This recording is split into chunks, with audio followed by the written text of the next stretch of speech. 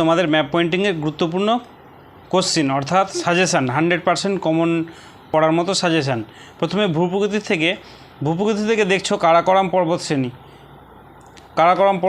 বা কারাকোরাম পর্বতশ্রেণী এবং কেটু কাঞ্চনজঙ্ঘা, তাহলে আরাবল্লী পর্বত, বিন্ধ্য পর্বত দেখো এবং সাতপুরা পর্বত। এখানে দেখো বিন্ধ্য পর্বত ও সাতপুরা পর্বতের মাঝে আমি নর্মদা নদীকে রেখেছি। এর কারণ কি, তোমরা ম্যাপ পয়েন্টিং যখন করবে তখন বিন্ধ্য পর্বত এবং তার নিচে সাতপুরা পর্বত আছে, আর বিন্ধ্য পর্বত সাতপুরার মধ্যেখানে একটি উপত্যকা দিয়ে নর্মদা নদী প্রবাহিত হয়েছে। এটা বোঝানোর জন্যই আমি এটা করেছি, যাতে তোমরা না ভুলো, এটা যাতে মনে থেকে যায়। এবং কি এখান থেকে তুমি শর্ট কোশ্চেনও পেয়ে যাবে যে বিন্ধ্য পর্বত ও সাতপুরা পর্বতের মাঝে কোন নদী প্রবাহিত হয়েছে, নর্মদা নদী। তারপরে পশ্চিমঘাট পর্বত, পূর্বঘাট পর্বত, ছোটনাগপুর মালভূমি, মেঘালয় মালভূমির মধ্যে গারো, খাসি, জয়ন্তীয়া 3টি পাহাড় আছে। 10 ডিগ্রি চ্যানেল, পক প্রণালী, কচ্ছের রান, খাম্বাত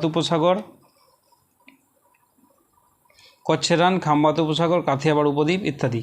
তাহলে ভূপ্রকৃতি থেকে এই কটা ম্যাপ পয়েন্টিং তোমরা অবশ্যই করে নেবে। আমরা চলে যাব জলবায়ুতে দেখছো বছর দুয়ার বৃষ্টিপাতযুক্ত অঞ্চল, করমণ্ডল উপকূল। ভিডিও পজ করে তোমরা টুকু নেবে, কারণ আমি বললাম এটা 100% সাজেশান, 100% কমন পাওয়ার মতো সাজেশান মাধ্যমিক 2024-এ।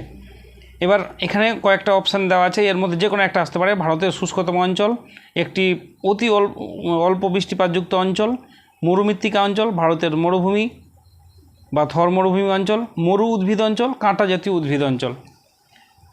আর আরেকটা আছে উত্তর পূর্ব ভারতের সর্বাধিক বৃষ্টিপাতযুক্ত অঞ্চল ও ভারতের সর্বাধিক বর্ষণসিক্ত স্থান।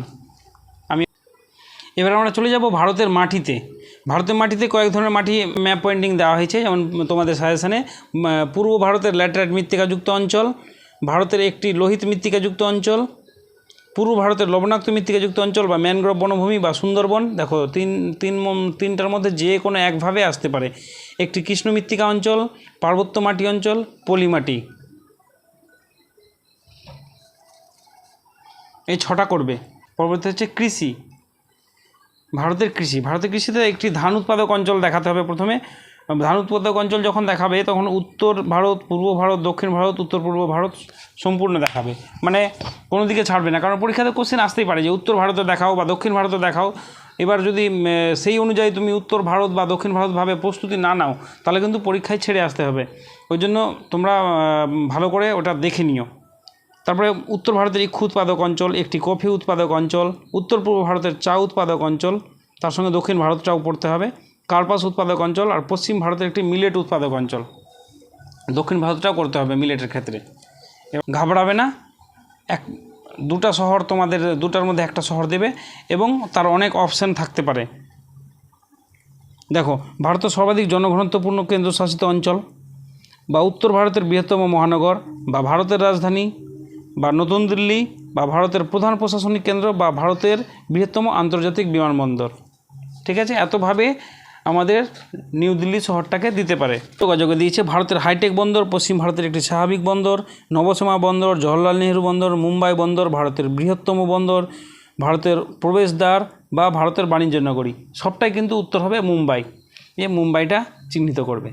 ঠিক আছে, আবার দিয়েছে দেখো পূর্ব উপকূলের একটি স্বাভাবিক বন্দর, পূর্ব উপকূলের লৌহ ইস্পাত শিল্প, ভারতের একমাত্র সমুদ্র তীরবর্তী লৌহ ইস্পাত শিল্পকেন্দ্র এবং বিশাখাপত্তনম বন্দর।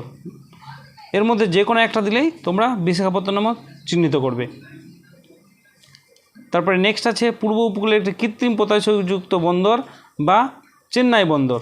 এই যে এটা হচ্ছে পূর্ব উপকূলের একটি কৃত্রিম পোতাশ্রয়যুক্ত বন্দর বা চেন্নাই বন্দর।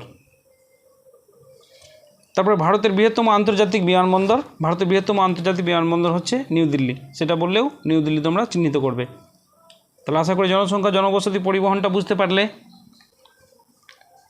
এইবার যাই অরণ্য ও স্বাভাবিক উদ্ভিদ। এখানে কয়েকটা কোশ্চেন আছে, যেমন ভারতের কেন্দ্রীয় অরণ্য গবেষণাগার, এটা কোথায় অবস্থিত? দেরাদুনে। তোমরা সবাই জানো, এটা শর্ট কোশ্চেনের জন্য। ভারতের কেন্দ্রীয় অরণ্য গবেষণাগার বা প্রধান অরণ্য গবেষণাগার কোথায় অবস্থিত? দেরাদুনে। এই যে দেরাদুনটা চিহ্নিত করবে। তারপরে একটি ম্যানগ্রোভ অরণ্য অঞ্চল, ম্যানগ্রোভ অরণ্য সুন্দরবন এই জায়গাটা চিহ্নিত করবে। আমি আশা করছি ভিডিওটা তোমাদের খুব কাজে লাগবে।